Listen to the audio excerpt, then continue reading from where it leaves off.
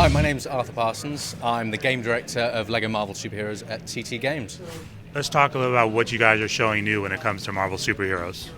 So we were showing an all-new level, which is the Asgard level, and it features like Loki's gone back to Asgard, he's gone to steal the Tesseract, and Nick Fury sent a crack team there to go and get him. That includes Thor, Wolverine, Captain America, and Johnny Storm, Human Torch. It's really exciting.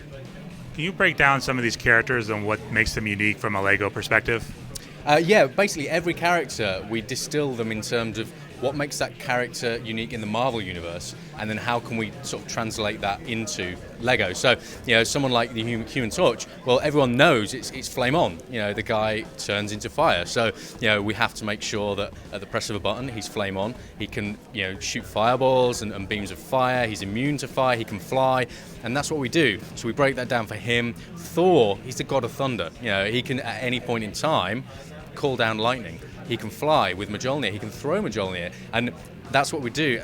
Wolverine is one of my favourites because he can't die. So as a minifig, that's even better because when he dies, inverted commas dies, he actually turns into an adamantium skeleton and he's running around as a skeleton, still with his sideburns and hair and his claws, which is awesome, and then he'll regenerate over time. So every character is like cool and quirky, but is completely what you would imagine them to be in the LEGO world. And how do you pair them together specifically to be able to unlock or complete certain missions, for example, when Loki has multiple versions of himself?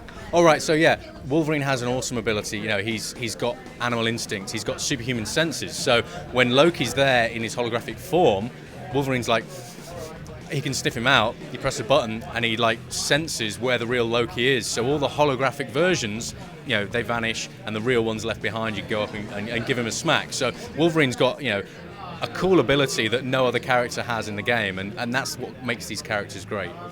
One of the abilities that the Human Torch has is to be able to melt things. Can you talk about what's happened to this world that they're exploring with all the frozen?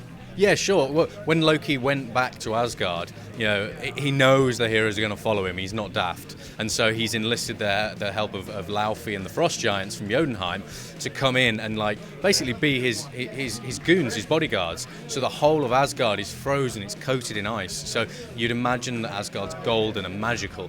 Well, it is, but it's kind of a frozen golden magical. So everywhere you go, there's ice, and using Human Torch, you can melt this ice and interact with this environment, which really brings it to life in a way that people won't have seen before. This level also has Destroyer taking on Thor, but can you talk a little about some of the mix and matches when it comes to classic versus brand new twists to combat? Yeah, so one of the things we wanted to do when we set out with LEGO Marvel was make sure we had the classics that people will expect, the Hulk versus Abomination, that kind of thing. And so as well as that, and as well as Thor versus the Destroyer, we also wanted to do some matchups that people maybe wouldn't expect, like the odd curveball in there where you're taking a bad guy from one character family and pitching them against the heroes from another character family. So as people go through the game, they'll get the classics that they really, really want, the classics they would expect, as well as every now and again go, whoa, I wouldn't expect to face this bad guy as these characters, And we let on that as well. Some of the dialogue in the game, the villain will sort of go, whoa, what's going on here? No Spider-Man? Or whichever character it is. And it really does work, that sort of that blend of the expected and the unexpected.